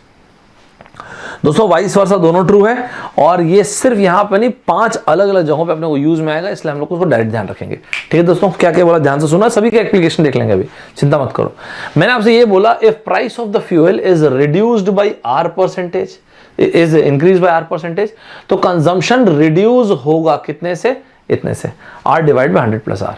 अगर आपने प्राइस को रिड्यूस कर दिया आर परसेंटेज से, तो कंजम्पशन इंक्रीज होगा। क्यों? इसलिए होगा दोस्तों क्योंकि हमको एक्सपेंडिचर को रखना है कांस्टेंट। साथ चल रहे सभी लोग यहां तक सभी लोग तो मस्त तरीके से साथ चल रहे हैं। मतलब सर आप ये बोल रहे हैं कि दोनों में आप नोटिस करो सिमिलर तरह की चीज है, मतलब R divide by 100 plus minus R into 100 का परसेंटेज, दोनों में अगर आप नोटिस करोगे तो एकदम सिमिलर चीज है दोस्तों, R divide by 100 plus minus R into 100 का परसेंटेज। कॉम्पिटिटिव एग्जाम में क्या होता है पता, कई बार ना हमको ख्याल नहीं आता था कि प्लस था कि माइनस था। तो एक छोटी सी बेसिक बात बताओ, अगर इसको रिड्यूस कर रहे हैं तो डिनोमिनेटर बड़ा होना चाहिए पॉजिटिव, अगर इसको इंक्रीज कर रहे हैं तो डिनोमिनेटर छोटा होना चाहिए नेगेटिव। साथ चल रहे हैं सभी लोग। 100 divide by R divide by 100 plus R and R divide by 100 minus R percentage, right. इसको और बहुत सारे तरीके से बता सकता हूँ, ये वाला पॉइंट बहुत मस्त था, और एक पॉइंट आपको और बता दूंगा, पहले देख लो इसको। एक इसका एग्जाम्पल लेते हैं, चलो ठीक है। एग्जाम्पल कैसे ले, एग्जाम्पल कुछ ऐसे ले लेते हैं, मान लेते हैं price of the fuel increase हो गया 25% से, ठीक है दोस्तों, 25% से इंक्रीज हो गया, तो कंजम्पशन कितने से रिड्यूस होगा सच दैट एक्सपेंडिचर कांस्टेंट रहे। आर मतलब ये दिया तो है 25%, तो ये हो गया 25 डिवाइड बाई 100 प्लस 25 मतलब 125 इंटू 100 का परसेंटेज। दोस्तों 25 डिवाइड बाई 125 का मतलब हो गया 1/5। इसका मतलब यहां पे आप ये बोल रहे हो कि consumption must be reduced by 20% such that क्या, such that the expenditure remains constant. यहां तक क्लियर सभी को, यहां तक सुपर्ब तरीके से क्लियर है, यहां तक बेहतरीन तरीके से सभी क्लियर है दोस्तों, ठीक है, यहां तक सभी को क्लियर है। दोस्तों ध्यान रखिएगा, यहां पे जब आपको एग्जांपल ले लेते हैं इसका भी, मान लेते हैं हमको ये बोला कि यार 10% से यहां पे आपने रिड्यूस कर दिया प्राइस को, तो कंजम्पशन को अपन को इंक्रीज कर देंगे। तो कंजम्पशन को जब इंक्रीज करेंगे तो ये कितना होगा, 10 divide by 100 minus 10 that is 90। अरे वाह यार, 1/9 का मतलब हो गया 11.11% से। दोस्तों इसको डायरेक्टली लिख के रखिएगा, लिखिएगा जो आपको कमेंट में लिखवा रहा हूं। इज इट क्लियर बड़ी सुपर तरीके से सभी को, ठीक है। चलिए ध्यान से सुनिएगा दोस्तों, मैंने क्या बोला है, मैंने आपको ये बोला, इसको 5 जगहों पे रिलेट करूंगा ना, इसलिए इसको आप डायरेक्ट लिख के रखना। अभी मैंने आपको ये बोला E इक्वल टू पीसी, ई मतलब हो गया एक्सपेंडिचर, P मतलब हो गया किसी भी चीज की प्राइस, और C मतलब कंजम्पशन। चलो फ्यूल के केस में ले लेते हैं। तो मैंने बोला if price of the fuel is increased bye R percentage the consumption must be reduced by this. R divide by 100 plus R। सभी लोग क्लियर चल रहे हैं? एकदम सुपर तरीके से सभी लोग साथ चल रहे हैं। R divide by 100 plus R into 100 का परसेंटेज, ये लिखिएगा इंटू 100 का परसेंटेज, सच दैट क्या, such that the expenditure must remains constant. And similarly यहां पे देखेंगे price of fuel is reduced by R percentage, the consumption must be increased by क्या, excuse me, it must be increase by R divide by 100 minus R का percentage. सभी लोगों को clear है यहां तक के? एकदम मस्त तरीके से क्लियर है? क्लियर है तो एक काम करते हैं, एग्जाम्पल ले लेते हैं इसका। चलो ये आपको बनाना है और अभी के अभी मुझे राइट हियर राइट नाउ बताना है। लेट सपोज यहाँ पे मैं कुछ सिचुएशन देता हूँ आपको। क्या सिचुएशन ले लिया हम लोगों ने? लेट सपोज हम लोग बात कर रहे हैं कि एक्सपेंडिचर को कांस्टेंट रखना है। ये हो गया प्राइस और ये रहा कंजम्पशन।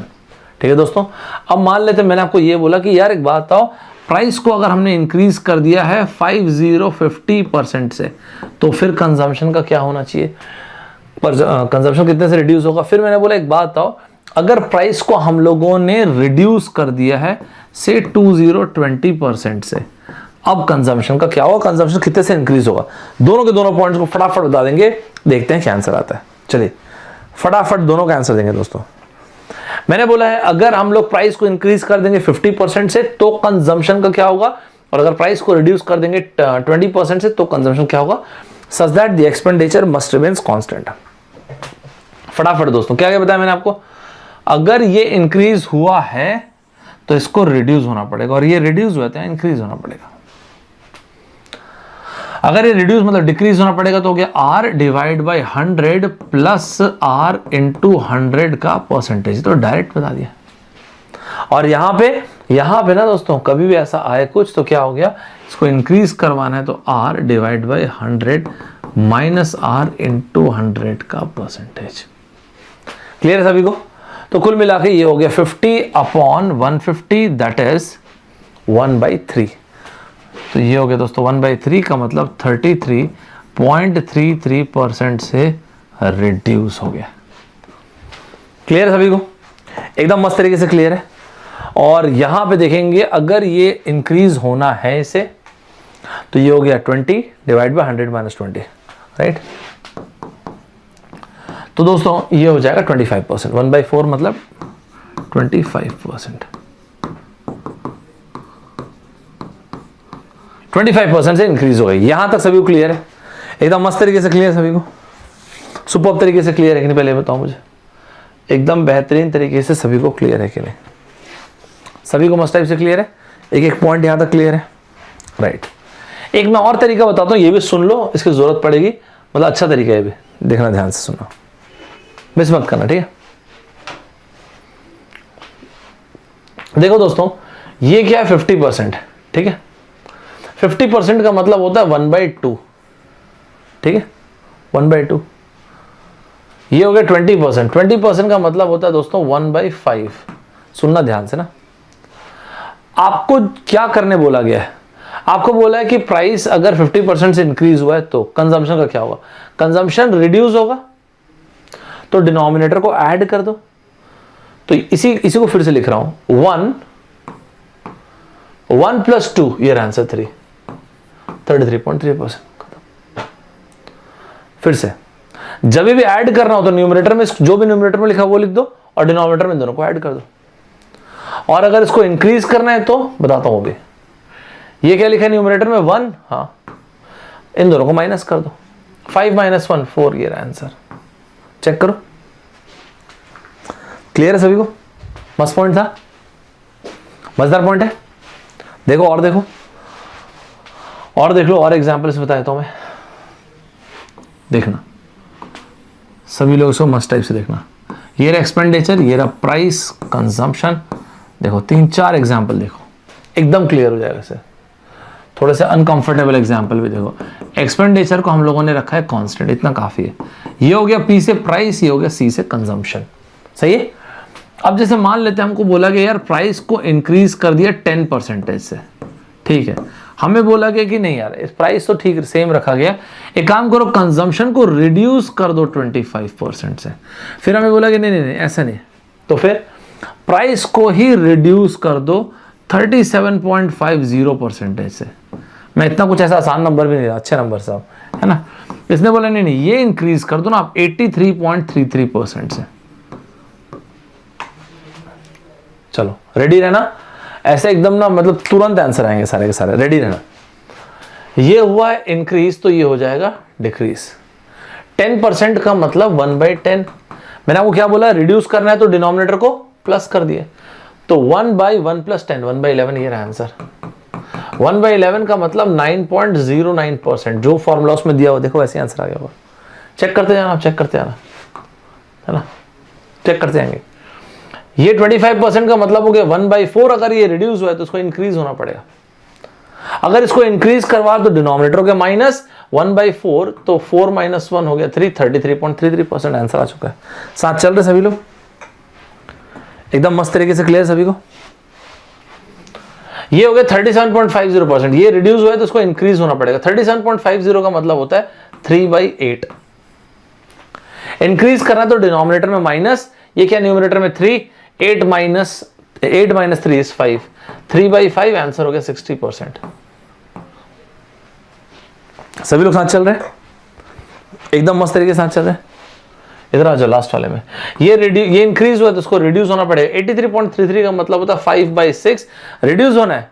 ये हो गया 5 डिवाइड बाय, रिड्यूस करने के लिए प्लस 5 + 6 ये हो गया 11। 1/11 होता है 9.09 इंटू 5 कर दिए तो ये हो गया 45.45। कैलसी यूज करो, चेक करो सब कोई, हर एक कोई चेक कर लो। क्लियर हो सभी को? 45.45% आंसर आ चुका है, देखो मस्त तरीके से क्लियर है। 45.45 देखो आंसर आ चुका है। लेकिन सिर्फ ये अच्छी बात है, ये तो बढ़िया पॉइंट है ही, लेकिन सिर्फ ये बढ़िया पॉइंट है ऐसा नहीं है। मतलब सर, मतलब क्या बोल रहे हैं आप? मैंने आपको क्या लिखवाया? मैंने आपको लिखवाया कि यार एक काम करो, energy this expenditure is equals to price into consumption. सही है, ये आपको लिखवाया मैंने? हाँ बिल्कुल सही बात है, ये तो अपन लिखे ही थे। इसी के बाद मैं आपसे ये बोल रहा हूं कि expenditure is equals to price into consumption. इसी में मैं आपको ये बोल रहा हूं कि जितना कुछ भी मैंने अभी बोला है ये सिर्फ इस पे वैलिड है ऐसा नहीं है। मतलब sir distance is equals to speed into time. My goodness, मजा आ गया। यहां पे क्वेश्चन लगाओ, अगर किसी कार की स्पीड को आपने 10% से इंक्रीज किया तो टाइम कितने से रिड्यूस हो सच दैट डिस्टेंस कांस्टेंट हो। सेम है, अगर कोई कार है जिसका 25% से टाइम कम हो गया तो स्पीड कितने से इंक्रीज होनी चाहिए, डिस्टेंस कांस्टेंट होना चाहिए। कोई कार है जिसकी स्पीड को आपने 37.50 से कम किया है तो टाइम कितने से इंक्रीज हो सच दैट डिस्टेंस कांस्टेंट हो जाए। कोई कार है इसमें टाइम इंक्रीज हो 83.33% से तो स्पीड कितने से रिड्यूस हो कि डिस्टेंस कांस्टेंट हो। एकदम सेम है। सेकंड, थर्ड, एरिया इज, ध्यान से सुनना दोस्तों, ये सब ना एकदम लाइटली मत लेना, सब डायरेक्ट क्वेश्चन आएंगे एग्जाम में। मैं आपको जब बोल के करवा रहा हूं तो फिर उसको आना ही है, मैं आपको बता दे रहा हूं। Area is equal to length into breadth, rectangle का एरिया। अरे यार वो गलती से मुझसे हो गया यार, मिट गया होगा, सॉरी। मैं ऐसे डायरेक्टली लिख देता हूं, expenditure is equal to price into consumption. इसी तरह से distance is equals to speed into time. इसी तरह से अभी मैंने आपको क्या लिखा था, एरिया, एक रेक्टेंगल के लिए area is equals to length into breadth. Revenue is equals to price into sale. जो HPCL, HAL, वाइजैक स्टील ये सब पेपर अगर देंगे वो सब पब्लिक सेक्टर में revenue is equals to price into sale आता है सर। लेकिन आप बोले 5 बताऊंगा तो 4 हुआ। पहले सुन लो एक मिनट, 4 ये वो केसेस है जिसमें आप इस लेफ्ट हैंड साइड को कांस्टेंट रख रहे हैं, ध्यान रखिएगा। आपने अगर प्राइस किसी चीज का इंक्रीज किया फ्यूल का तो कंजम्पशन कितने से रिड्यूस हो सच दैट एक्सपेंडिचर कांस्टेंट रहे।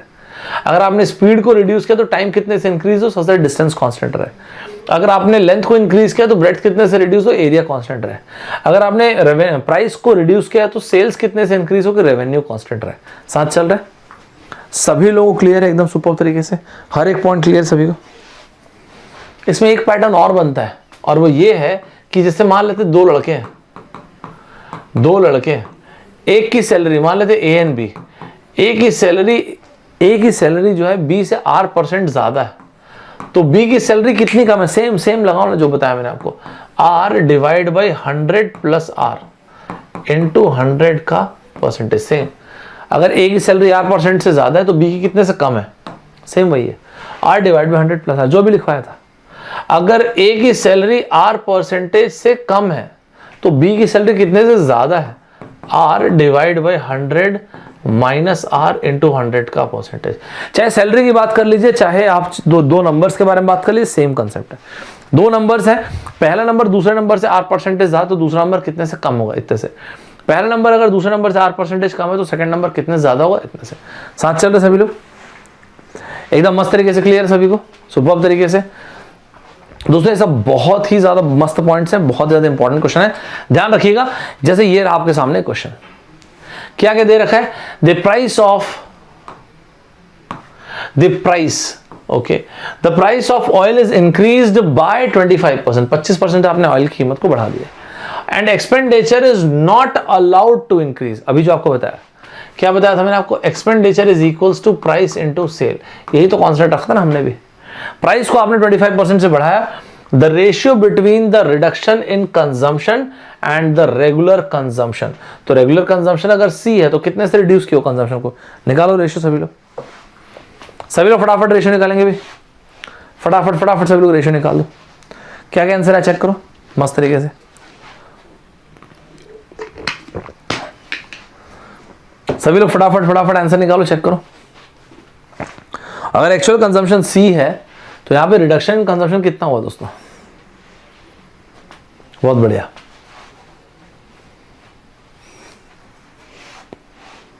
क्लियर सभी को, क्या बताया मैंने आपको, 25% का मतलब हो गया 1/4, रिडक्शन करना है किसमें, कंजम्पशन में, मतलब R divide by 100 plus R, ये वाला ना, तभी तो रिडक्शन होगा। डायरेक्ट भी कर लो, 1 डिवाइड बाई 1 प्लस 4 5, तो 1/5 का मतलब हो गया 20% से रिड्यूस हो गया, 20% से रिड्यूस हुआ है दोस्तों, ध्यान रखिएगा। रिडक्शन इन कंजम्पशन, तो रिडक्शन जो है वो 20% है, ध्यान रखना दोस्तों।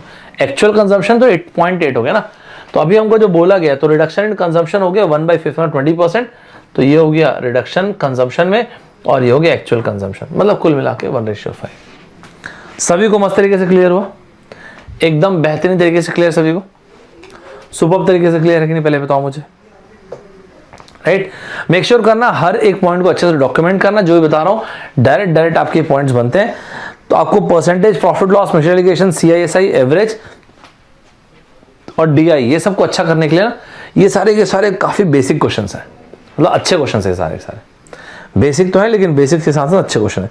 यहां तक सभी क्लियर है दोस्तों, आगे चले, चलो एक और बहुत बेसिक सा क्वेश्चन है, इसको भी देखते हैं अपन लोग, क्या क्या बोला है यहाँ पे। देखिए कई बार ना बर्थ रेट, डेथ रेट, ये वाली चीज को भी देते हैं, और ये भी काफी बार आप लोग स्पेशली पब्लिक सेक्टर एग्जाम से पूछी जाती है। क्या बोला गया देखते हैं, द करंट बर्थ रेट, अच्छा ठीक है, पर 1000, अच्छा यहां पे खेल गया है, तो पर 1000 में बर्थ रेट जानबूझ के डिफाइन किया है, तो करंट बर्थ रेट प्रति 1000 है 32, ओके ठीक है। Where as corresponding death rate is 11 पर 1000, करस्पॉन्डिंग डेथ रेट है 11, okay. The net growth rate, net growth कितना है पूछा, net growth in terms of population increase percent, तो ये आपसे बोला प्रति 100, बताओ पहले आप मुझे ये बताइए कि बर्थ रेट कितना है, 32 पर 1000 है, ठीक है चलेगा। तो दोस्तों 32 है पर 1000, डेथ रेट है 11 पर 1000, मतलब नेट ग्रोथ क्या हो रहा है, नेट ग्रोथ हो रहा है 21, लेकिन पर 1000 है, ध्यान रखना ये है पर 1000, ठीक है। पर 100 निकाल देंगे, उसमें क्या है, मतलब ये हो गया 2121 डिवाइड बाय 1 2 3 पर 1000, और 100 के लिए ऐसा हो जाएगा। लेकिन ये अच्छे क्वेश्चन है, एकदम बेसिक और अच्छा क्वेश्चन है, बट इसका ऑप्शन उससे भी बढ़िया और उससे भी बेसिक है, मजेदार। क्या आंसर है दोस्तों, सभी को बताइए कमेंट बॉक्स में, फटाफट इसका आंसर बताएंगे मुझे, क्या आंसर बोलते हैं, क्या आंसर बोलते हैं सारे के सारे बच्चे इसका, मस्त तरीके से सुपर्ब तरीके से कमेंट बॉक्स में मुझे इसका आंसर देते जाएंगे दोस्तों। क्या आंसर है, तो इसका आंसर आया होगा दोस्तों आप लोगों का कितना, 2.1% ये रहा। लेकिन ये प्रेजेंटेशन बहुत बढ़िया है, सभी को क्लियर है, मस्त तरीके से क्लियर है, एकदम बेहतरीन तरीके से क्लियर है दोस्तों। जो मैंने आपको अभी बोला ना, उस बात को ध्यान रखिएगा। Expenditure is equal to price into consumption, area is equal to length into breadth, इसी तरह से revenue is equal to price into sale, इसके अलावा time, distance is equal to speed into time, और उसके अलावा दो नंबर्स या दो लोगों की सैलरी वाले क्वेश्चंस, ये पैटर्न यहां तक क्लियर है सभी को। सो आंसर आ गया 2.1%। अगर आपको ये पैटर्न क्लियर हो गया तो सेम यही, ये वाला नहीं, वो इक्वल टू पीसी वाला सेम वही पैटर्न पूछता हूं। चलिए देखते हैं क्या बता पाते हैं आप लोग। आज का ये 8th क्वेश्चन है हमारा, ठीक है। लिख रखा है the length of a rectangle, अच्छा ठीक है, इज इंक्रीज्ड बाय 60%, ठीक है, वो निकल जाएगा, बड़ी बात नहीं है। By what percentage would the width have to be decreased to maintain the same area. मुझे लगता है कि आप लोग को इसका आंसर देना चाहिए 45 सेकंड्स के अंदर। चलो फटाक से आंसर देंगे, 45 सेकंड से ज्यादा लेने की जरूरत नहीं है। 45 second I think it's good enough. 45 seconds मुझे लगता है काफी है, फटाफट इसका आंसर दे दो। 45 सेकंड्स आई थिंक एकदम काफी है, फटाफट इसका आंसर दे देंगे दोस्तों।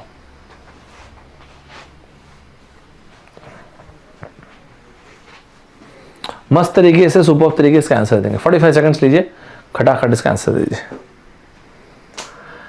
The length of rectangle is increased bye 60%, okay. एक बात आप बताइए, एरिया कितना हो गया, लेंथ इंटू ब्रेड्थ। लेंथ को आपने क्या किया, लेंथ को आपने इंक्रीज किया है। अभी तो देखे थे यार, लेंथ ये रहा, लेंथ को अगर आप इंक्रीज कर रहे हो कितने से, 60%। एक बात तो तय रही कि ब्रेड्थ को या विड्थ को जो भी लिखना है डिक्रीज करोगे। डिक्रीज मतलब डिनोमिनेटर प्लस, 60% का मतलब होता है 3/5, तो 3 डिवाइड बाई 5 प्लस 3 मतलब 3/8। ये आ चुका है आंसर। परसेंटेज में निकालना चाहो 3/8 इंटू 100 कर दिया आपने, और आंसर आ चुका आपका 37.50%। क्लियर है सभी को? क्लियर हो गया सभी को? एकदम मस्त तरीके से क्लियर है। तो यहां पे आंसर आ चुका 37.50%। क्या एकदम मस्त टाइप से सभी को क्लियर है? दोस्तों मैंने अभी आपको थोड़ी देर पहले सेट थ्योरी के बारे में बात किया, एक उससे ही एक और बेसिक क्वेश्चन लेता हूं। चलिए इसका भी आंसर देखते हैं, आप बता पाते हैं क्या? मस्त बेसिक क्वेश्चन है कि क्लासरूम में 300 स्टूडेंट्स है, 300 स्टूडेंट्स हैं, और उसके ऊपर मैंने आपको क्वेश्चन दे दिया। देखिए दोस्तों, क्लासरूम में 300 स्टूडेंट्स हैं, नंबर ऑफ जो बॉयज हैं ये ट्वाइस है that of the number of girls, ठीक है। अगर 50% बॉयज, वो आप सोचिए इसका मतलब क्या, 50% बॉयज एंड 48% गर्ल्स अपीयर करते हैं एग्जामिनेशन में, how many students did not appear, कितने लोग अपीयर नहीं किए। बहुत ही बेसिक एलिमेंट्री लेवल का क्वेश्चन है, सारे के सारे स्टूडेंट्स फटाफट इसको बना दीजिए। ध्यान रखिए दोस्तों, एकदम एलिमेंट्री लेवल के क्वेश्चन है सारे के सारे। इसके बाद आप लोग नेक्स्ट सेशन में क्या करेंगे, अब लेवल अप करना शुरू करेंगे, ठीक है। चलो खैर खटाखट इसको बना देते हैं, सभी लोग मस्त तरीके से बना देते हैं। ये सारी की सारी चीजों को मिस मत कीजिए, ये सब में मस्त क्वेश्चन है, बेसिक क्वेश्चन है, मजेदार क्वेश्चन है।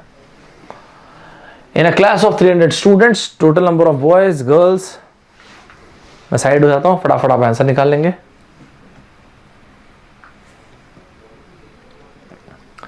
क्या आंसर है दोस्तों सभी का? यहां दे रखा है दोस्तों, in a class of 300 students number of boys is twice that of girls. सीधी सी बात है यार, अगर गर्ल्स हैं जी तो टोटल बॉयज होगा 2 टाइम्स ऑफ जी, और ये हो गया 300, मतलब कुल मिला के 3g इज इक्वल्स टू 300। तो g मतलब नंबर ऑफ गर्ल्स हो गया 100, और इस तरह से नंबर ऑफ बॉयज हो गया 200। करेक्ट है? फिर इसके बाद हमें क्या बोला गया? इसके बाद हमें यह बोला गया दोस्तों 50% of boys and 48% of girls appear in an examination. तो कुल मिला के 50% बॉयज जो यहाँ पे अपीयर कर रहे हैं, ठीक है। 50% किसका? 200 का, मतलब 100 लड़के पेपर में अपीयर किए। गर्ल्स कितने हैं? 100 में से 48, मतलब तो 48 गर्ल्स अपीयर कर गए। तो कुल मिला के अगर आप देखें तो 148 अपीयर किए। तो अपीयर कितने लोग नहीं किए? टोटल 300 में से 100 प्लस 48 अपीयर कर गए, तो 152 ये लोग अपीयर नहीं किए। सभी को क्लियर है? एकदम मस्त तरीके से क्लियर है दोस्तों। ध्यान रखना, ये सब एकदम बेसिक क्वेश्चंस हैं। मैं फिर से आपको बोल रहा हूं, इसके पहले मैंने 2 सेशंस लिए थे परसेंटेज के, वो एकदम बेसिक क्वेश्चन थे। ये तीसरा एकदम बेसिक सेशन ले रहा हूं, आपको एक अच्छा ओवरऑल आइडिया लग जाएगा कि परसेंटेज कैसा दिखता है। फिर अपन लोग लेवल अप करना शुरू करेंगे और अलग अलग टॉपिक्स को अपन लोग कवर करेंगे। क्लियर है सभी को? एकदम मस्त तरीके से क्लियर है दोस्तों। कई बार क्या होता है ना, एग्जामिनेशन में कैसे लिखा होता है, एक लैंग्वेज लिखते हैं वो लोग। क्या लैंग्वेज लिखते हैं कि कोई ना 10% आपको ये बोला कि भाई एक ना शुगर सोल्यूशन दिया है, ओके, ये 10% शुगर सोल्यूशन है। इसका मतलब क्या हुआ? 10% मतलब ये हुआ कि मान लेते हैं अगर मैं 10 लीटर शुगर सोल्यूशन की बात करें ना, ठीक है, तो अगर शुगर सोल्यूशन मतलब शुगर और पानी को मिला रहा है, तो 10% मतलब ये कॉन्सेंट्रेशन के बारे में बता रहा है। मतलब इसमें अगर मैं 10 लीटर ये मैं ले रहा हूँ सोल्यूशन को, तो उसमें 1 लीटर शुगर होगा और 9 लीटर इसमें पानी होगा। मतलब 1 kg शुगर होगा, 9 लीटर पानी होगा, तब बनेगा। जब आप ये बोल रहे हो कि 10% sugar solution in a 10% sugar solution, मतलब ये कॉन्सेंट्रेशन को बताता है। ठीक है दोस्तों, तो इस तरह से एक बहुत बेसिक सा पॉइंट एक बार बोला गया था। ये आपके पब्लिक सेक्टर एग्जाम का एक पॉइंट है, देखिएगा आपको कैसा लगता है। यहां पे ये बोला गया था अगर मैं 1 लीटर का सोल्यूशन लेता हूं, 1 litre solution of water is added to 5 litre of 20% solution of sugar. पहले तो मुझे इसका मतलब समझाओ। 20% यहां पे जब लिखा हुआ है solution of sugar in water, इसका मतलब सिर्फ ये होता है दोस्तों कि शुगर एंड वाटर के बारे में जो बात की जा रही है वो यहां पे दी हुई है। और ये जो सोल्यूशन है शुगर और पानी को मिला के ये 20% कॉन्सेंट्रेटेड है, मतलब इसमें 20% शुगर है। 20% शुगर होने का एक ही मतलब है कि अगर मैं यहां पे 5 लीटर इस सोल्यूशन को लिया हूं और 20% मैं बोल रहा हूं, तो इसका 20% कॉन्सेंट्रेशन का मतलब होता है 1/5, तभी तो 20% आएगा ना यार। मतलब कुल मिला के अगर मैं 5 लीटर ले रहा हूं तो 1 लीटर इसमें शुगर, मतलब 1 kg इसमें शुगर है। अगर मैं 5 लीटर ओवरऑल सोल्यूशन ले रहा हूं तो इसमें 1 kg शुगर है और इसके अलावा बाकी पानी है। अग्री करते दोस्तों? तो चलिए मैं शुगर सिर्फ के हिसाब से लीटर को मैं लीटर लिख देता हूं, आपको समझने में आसानी होगी, प्लस 4 लीटर आपका पानी है। ओ, कुल मिला के ये बोल रहे हैं आप कि आप 1 लीटर पानी ऐड कर ऐसी जगह जहां पे 1 लीटर शक्कर है एंड साथ में 4 लीटर पानी ऑलरेडी है। क्या हम इसका आंसर दे पाएंगे? सुपर तरीके से क्या इसका आंसर दे पाएंगे? अगर आपने 1 लीटर और पानी ऐड किया तो 4 लीटर तो पानी था ही वहां पे, 4 + 1 5 हो गया। तो अब ये हो गया 4 + 1 5, और सोल्यूशन के बारे में पूछ रहे हैं यहां पे किस तरह का स्ट्रेंथ हुआ इसका, तो 5 ये और ये हो गया 6, मतलब 16.67%। सही है दोस्तों? एकदम सुपर तरीके से क्लियर सभी को, मस्त तरीके से सभी क्लियर है। मतलब ये हुआ दोस्तों 1 लीटर तो शुगर हो गया, डिवाइड बाय टोटल सोल्यूशन तो हो गया 4 लीटर पानी, 1 लीटर सोल्यूशन, तो 1 लीटर शुगर था, 4 + 1 5, और 1 लीटर आपने पानी डाल दिया तो ये हो गया 6। तो 1/6 का मतलब हो गया 16.67%। यहां तक क्लियर है सभी को? एकदम मस्त टाइप से क्लियर है सभी को, एकदम सुपर तरीके से क्लियर है दोस्तों। अभी मैंने थोड़ी देर पहले आपको ना ये एक्सपेंडिचर सैलरी, इनकम, सेविंग्स, इस तरह के शब्द बोले, राइट? इसी तरह का एक शब्द बोल रहा हूं, लेकिन क्वेश्चन की लैंग्वेज बहुत बढ़िया है, मजा आ जाएगा आपको देख के। बेसिक क्वेश्चन है लेकिन बढ़िया क्वेश्चन है, अच्छी लैंग्वेज है। चलो देखते हैं तो इसका आंसर क्या होगा, 16.67%, राइट? ये 4th। देखिए दोस्तों इसकी लैंग्वेज को देखिएगा, बढ़िया लैंग्वेज है इसकी। क्या लिखा है चलो देखते हैं। यहां पे लिखा है Al Pacino invested 40% of his money in shares. तो अल पचिनो के पास जो भी पैसा होगा उसका 40% उसने शेयर्स में इन्वेस्ट किया। ओके, 20% ऑफ रेस्ट, एक मिनट, कॉमा करके सिर्फ 20% नहीं लिखा, रेस्ट का 20%, मुझे नहीं पता रेस्ट कितना है। 40% इन्वेस्ट करने के बाद रेस्ट कितना बचा आपको सोचना है। उसने प्रॉपर्टी लिया and lost 25% of the remaining in a casino. जो पैसा बचा था उसका 25% वो कसिनो में हार गया, जुए में हार गया। What % of original sum he was left with? देखिए जरा क्या बोलते हैं आप लोग। अच्छी लैंग्वेज है, बढ़िया क्वेश्चन है, मस्त टाइप से, मिस नहीं करना चाहिए सब चीजों को। देखो दोस्तों क्या होता है ना, जब यहां पे जानते हैं यहां पे कहां पे आपको गोल घुमाया गया इसमें, जब यहां पे इन्होंने ये बोला कि Al Pacino invested 40% of his money. मान लो ये अल पचिनो के पास कुल मिला के 100 रुपए, समझाने के लिए मान लो इसके पास 100 रुपए, 100 में से इस बंदे ने 40 रुपए यहां पे लगाया। सभी लोग समझ चल रहे दोस्तों? 100 में से ना 240 रुपए इसने यहां पे लगा दिया। चलो ये तो मैं समझ गया, आगे चलते हैं। यहां पे लिखा 20% ऑफ रेस्ट। भाई साहब ये रेस्ट ना 60 रुपए है, इसका 20%, ना कि पूरा 20%। साथ चल रहे कि नहीं पहले बताओ, एकदम मस्त टाइप से क्लियर सभी को। तो 60 रुपीज का 20% मतलब ये 12 रुपीज के बारे में बात हो रही है यार, यहां पे गलत मत करना प्लीज। तो अब तक कितना वेस्ट चला गया इसका पैसा, 40 रुपए तो इन्वेस्ट किया, 12 रुपए ये रहा तो 58, तो कुल मिला के 100 में से 40 एंड 12 ये तो गया, तो कुल मिला के हो गया 52, तो ये 48 बचा है। और इस 48 के इसने ये बोला and the lost 25% of the remaining in casino. इस चीज का 25% दोस्तों, मतलब 48 का 1/4 ये कसिनो में जुए में हारा है। तो ये जो कसिनो में हारा है ना, ये 1/4 है किसका, 48 का, मतलब 12 रुपीज ये गया, हार गया। अब यहां पे बोलता है what is the percentage of original sum he was left with. अब चेक करो कि ओरिजिनल सम कितना। तो ये था 48, 100 रुपए लेके निकला था, 100 में से 40 रुपए इसने इन्वेस्ट किए, 40 के बाद ये 12 रुपए जो है 20% ऑफ रेस्ट, मतलब 12 रुपए प्रॉपर्टी में लगाया और इसके अलावा 12 रुपए यहां से हारा है। अभी बताओ मुझे, यहां तक क्लियर सभी को? तो अगर आप टोटल पैसे देखोगे इसके पास से जो जा चुके हैं वो कितने पैसे दोस्तों, तो ये रहा 40 रुपए प्लस 12 रुपए प्लस 12 रुपए, ये जा चुके हैं इसके पास से। तो हो गया 40, 50, 60 और ये हो गया 64 रुपीज, इसके पास तो नहीं है। सभी को क्लियर है? यहां पे पूछा गया है लेकिन what is the percentage of original some is left with. तो बचा कितना, 100 में 64 गया तो 36, परसेंटेज में निकालना है तो ये रहा 100 इनिशियल सम जो था, तो कुल मिला के 36%।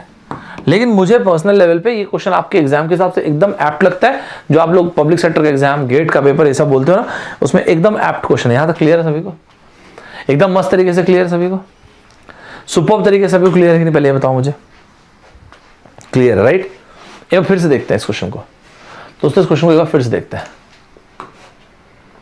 क्या बोला मैंने, यल पचीनो जो इंसान है इसने इन्वेस्ट किया 40% ऑफ हिज मनी। मैंने बोला मान लो 100 रुपए ये लेके निकला है, इसने इन्वेस्ट कितना किया, 40%, 40 रुपए इसने इन्वेस्ट किया, ये रहा 40 रुपए।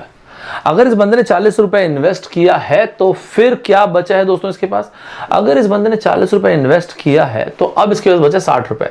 इस 60 रुपए का 20%, ठीक है दोस्तों, इस 60 रुपए का 20% का मतलब 60 रुपए का 20%, 12 रुपए, तो 12 रुपए ये जो प्रॉपर्टी खरीद लेता है, जो भी प्रॉपर्टी आती होगी। और इसके बाद जो बाकी कितना बचा है, तो 100 रुपए ये लेके निकला था 40 और ये 12 गया तो 48 बचा है। इस 48 का 1/4 मतलब 12 रुपए, और ये 12 रुपए क्या करता है, कसिनो में हार जाता है। तो 40 प्लस 12 मतलब ये हो गया 64। तो इसके पास बचा क्या, इसके पास पैसे जो बचे दोस्तों 36 रुपीज। यहां तक क्लियर हुआ सभी को?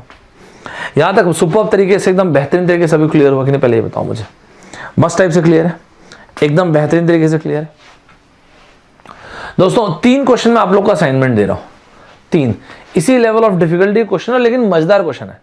एक इलेक्शन के बारे में ही है और इलेक्शन के ऊपर मैंने एक छोटा सा पैराग्राफ दिया हुआ, उसके अंदर 3 क्वेश्चन हैं, ठीक है? तो इसको मिस मत करना, इसको पहले अपन बना के देखेंगे। सबसे पहला क्वेश्चन ये रहा, मतलब ये पैराग्राफ ये रहा। इस पैराग्राफ को आप आराम से पढ़िएगा, मैं थोड़ा साइड हो जाता हूँ ताकि आपको दिखे, मैं इधर आता हूँ। ये रहा पहला क्वेश्चन, इसमें जो आएगा, मैं साइड हो गया, आपको विजिबल है? यस। इसके अंदर दोस्तों पहला क्वेश्चन मैंने ये पूछा, इलेक्शन के ऊपर ये क्वेश्चन, बढ़िया क्वेश्चन है, बना के देखेंगे। ये रहा क्वेश्चन नंबर 12, ये इसका पहला क्वेश्चन है, ठीक है? So this is the first one. Second ये रहा 13th, ये रहा 13th, और एक क्वेश्चन जो मैं आपको इसमें और दे रहा हूं वो है 14th।